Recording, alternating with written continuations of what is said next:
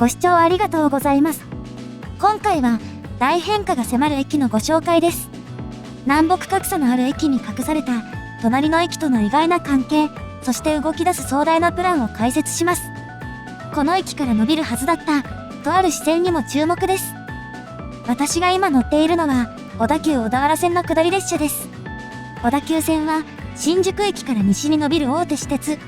代々木上原から登戸までの複々線を抜け、新百合ヶ丘で各駅停車に乗り換えです。今回私が向かうのが乗り換えて2駅目の鶴川駅です。新宿からは接続が良ければ30分余りで着きます。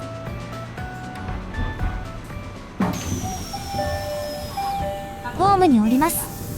新宿からも結構便利な駅ですが、線路脇に建物はなく、視界に入るのは畑ばかり。私が降りたのは10両編成の最後尾。人気がほとんどないことからもわかる通り、この辺りには改札につながる通路がありません。ホームの前寄りに進みます。上り線側には線路が2本あり、この駅で通過待ちなどができるものの、下り線側は線路が1本だけ。この1番ホームは全体が直線ですが、10号車とこの先の8号車の最後部が来る場所には、前方監視用のモニターがあり、安全対策はバッチリです。この駅の駅舎などはすべてホームの下り寄りにあるため、先に行くにつれて人が増えていきます。下りホームの幅はこの辺りでようやく広がり、上りホームとの違いが目立ちます。6両分ほど歩いたところで、ようやく駅舎へつながる階段が登場。ちょうどこの辺りで、上下線のホームの土台の作りが変わります。元はこれより下り寄りだけにあったホームが、上り寄りに伸ばされたことを示しています。時刻表がこちら。快速急行や急行は止まらず、各駅停車と平日夕方の下り準急しか止まりません。一方、上り線の時刻表がこちら。各駅停車以外は、平日朝の通勤準急だけの停車です。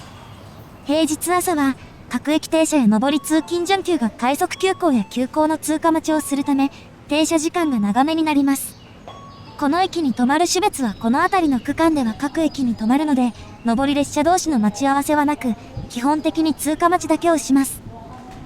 階段を上がります。階段は少し年季の入った感じで、エスカレーターはありません。そしてここを上がりきった場所から、下り方面に向かって左、駅の南側を見てみます。東側から続いていた畑が途切れると、今度は駐輪場が姿を見せます。線路脇には自動車サイズっぽい白線の跡もありますが、自動車を止めることはできないようです。そして手前の水たまりでは、カモが餌をついばんでおり、のどかな雰囲気が広がります。さらに向きを変えてみても、線路の脇には空き地が広がっています。先ほどの駐輪場もレイアウトが悪く、有効活用されているとは言えません。せっかくの駅前なのに、もったいない感じです。そしてこの場所から行けるのは、線路の反対側、北口だけ。照明が間引かれているのもあって、薄暗い通路を進みます。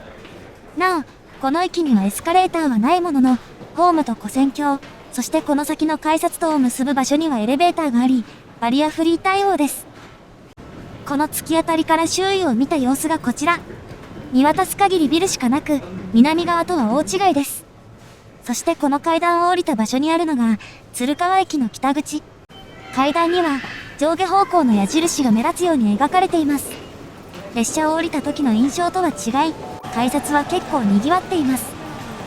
なんだか南北格差を感じるこの駅の立ち位置を一旦ここでおさらいです。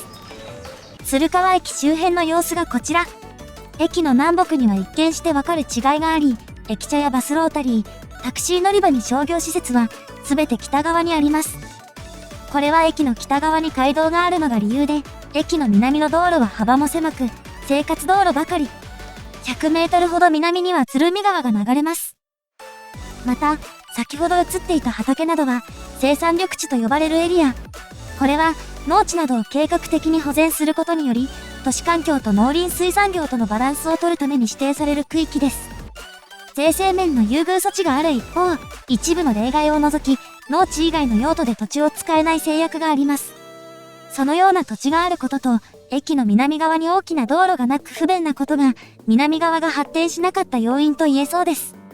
なお、駅の東側には線路をまたぐ陸橋があり、遠距離からの往来にはこの道路が使われます。ちなみにこの南東には、東京と神奈川の境があり、オレンジに塗った場所が神奈川県です。鶴川駅は特に列車本数の多い区間からは外れており、さらに新百合ヶ丘駅で多摩線系統の列車が小田原線から出た後の場所のため、日中の本数は1時間あたりおよそ14本。そして、平日朝に退避が行われる3番ホームは後付けで、1927年の開業から1977年までは、線路の両側にホームがある、よくある形態の駅でした。退避線が後から増設された理由が、序盤の看板にも映っていた、千代田線。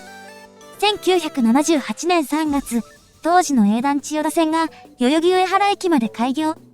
小田急線との直通運転が始まります。千代田線では重量編成が主体だったため、小田急線から直通する準急列車も重量化されることになりました。そこで問題になったのが、鶴川駅の隣の柿尾駅。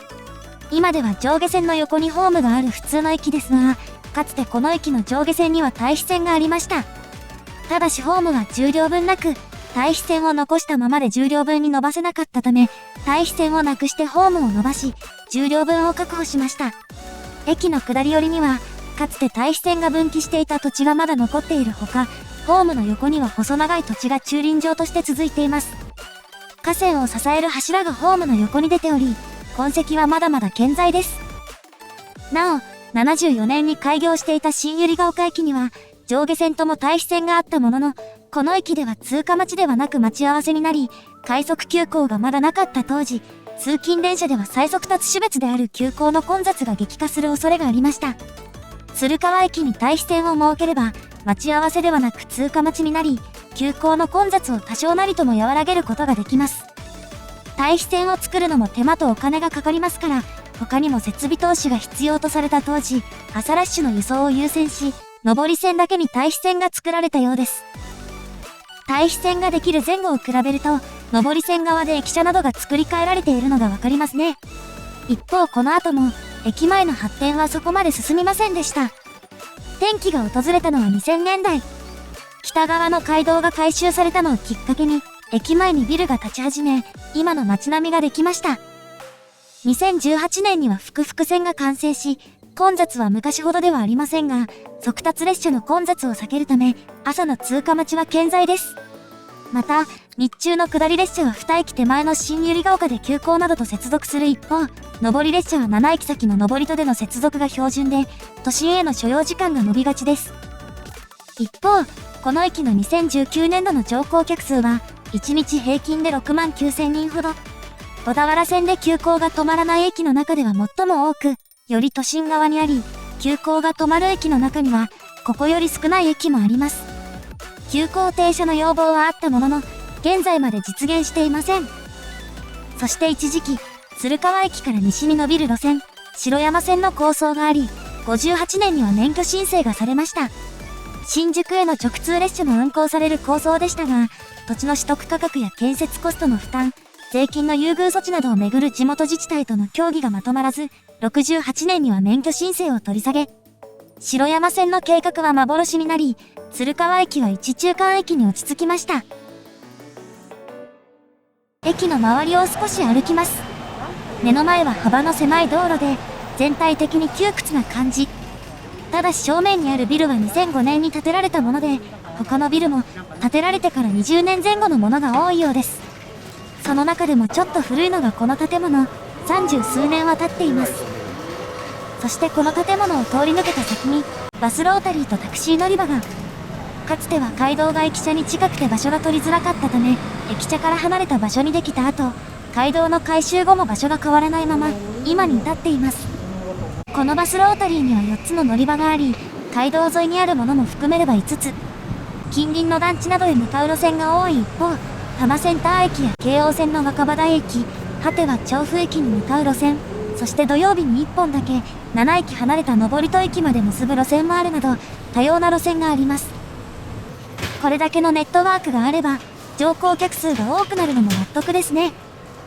ここで駅構内に戻り、もう一つの出口、南口を目指します。南口があるのは、下りホームの先端です。北口と違い、随分簡素な作りです。これは1990年10月に臨時改札口として使用が始まったもの。最初は平日朝ラッシュしか開いていなかったものの、その後終日稼働するようになりました。ここには窓口はなく、終日無人です。そして改札の周りやその先には、踏切の無理な横断をさせないため、掲出された看板が目立ちます。南口の横はぽっかりと空間が開き、道路までの長い通路が寒々しい感じです。この正面には焼き鳥屋さんがあるものの、お店はまばらで、北口との賑わいの差は歴然。この右手にあるのが、鶴川1号踏切。駅からそれほど離れていないため、遮断時間が長く、本数の多い時間帯は開かずの踏切になります。そしてこの踏切のすぐ奥で、3番ホームに向かう対比線が分岐しています。線路は鶴川駅に向かって右カーブで、ここはカーブが終わるかどうかの場所。結構ギリギリな場所にあるのがわかります。そこから駅舎のあたりまでで上りホームの幅を確保するため、ホームの手前で線路がぐぐっと曲がっています。なお、この線路は通常日中使われることはありませんが、回送列車の通過待ちや団体臨時列車の発着に使われることがあります。鶴川駅の前後には上下線をつなぐ線路がないため、この駅での折り返しはできないものの、列車本数の多い小田原線において、車両を長めに止められる貴重な場所です。先ほどのカットには映っていなかった踏切を渡った向こう側の様子がこちら。駅舎より東だけでなく、西側にも高さのある建物が並びます。なお、先ほどのカーブの横には、私立図書館などを併設した大学の建物が。この大学の名前は、おととし10月から副駅名になっています。駅の東側には陸橋があるためか、先ほどの踏切経由で南北を行き来する車は少ないらしく、この踏切で足止めされる車はほとんど見られませんでした。駅の南側へと回り込みます。周辺はあっという間に静かになり、100メートル足らずで川に突き当たります。この辺りはすでに商業施設などの建築が規制されるエリアです。玉石を積み上げた渋さ全開の塀を見ながら路地を進みます。ここが南口のちょうど南にあたる場所。こちらは駐車場として使われているらしく、普通に車が止まっています。文化センターの建物を挟んで、再び空き地になります。ここは駐車場ではなく、近隣にあるテレビ局のスタジオとを結ぶバスの発着場です。駅の北側にあった方が絶対便利なはずですが、すでに場所がなかったようですね。この右側、先ほどカモがいた場所はバイク専用で、自転車などは止められないようです。そして、看板の左に少しだけ映っている、もう一つの看板。この東にある、序盤に映っていた畑なども含めたエリアが、皆さんお気づきの通り、鶴川駅改造計画の主な舞台の一つなのです。鶴川駅では、大規模な改良工事が計画されています。駅舎を今より東に移すと同時に、地上ではなく線路の上に移動、広さは880平方メートルに拡大。駅構内にはエレベーターはもちろんエスカレーターも設置され、より利用しやすくなるほか、ホームドアが新たに整備され、安全性も高まります。そして駅舎の横には、幅 10.5 メートルの自由通路が設けられ、今ある跨線橋などが解体される予定です。この通路は駅の南側にも伸び、今は北側だけにあるバスロータリーなどが南側にもできます。序盤から映っていた畑などがその場所というわけです。その東西の土地には商業施設が建設される計画で、今建物があるエリアも再開発の対象になっているなど、これまで見てきた街並みは一変しそうです。駅南側にある道路を拡幅したり、今は歩行者と自転車しか通れない橋を架け替えるなどして、ロータリーにバスが入れるルートが整備される予定で、駅南側の存在感が高まりそうです。一方、変わるのは南側だけではありません。北口バスロータリーの東側にある、この土地、駅前の一等地にもかかわらず、何十年も前から建物が建っておらず、駐車場になっていた場所です。そしてこの奥には、何やら屋根らしきものが、暫定的に歩道になっていますが、ここにできるであろう車道の縁石が、すでに見えています。そう、これは新しい北口バスロータリー。駅の改良に合わせてロータリーを東に移し、元の場所に商業施設が建てられ、南北双方が大改造される計画です。なお、駅西側の鶴川1号踏切も改良工事の対象です。今は踏切の両端で道路が曲がっている上、車のすれ違いも困難。踏切全体を直線化するとともに、幅を4メートルから6メートルに広げ、ボトルネック解消を図ります。今年5月には、南北自由通路の整備と駅改良工事について、町田市と小田急電鉄が協定書を締結、工事も本格化しています。南側の区画整理が今年度に着手され、絶賛整備中の新北口ロータリーが来年度から暫定供用。27年度に南北自由通路が完成するのと同時に、全面供用される予定です。その翌年には南口のロータリーが使用開始になり、計画は完了。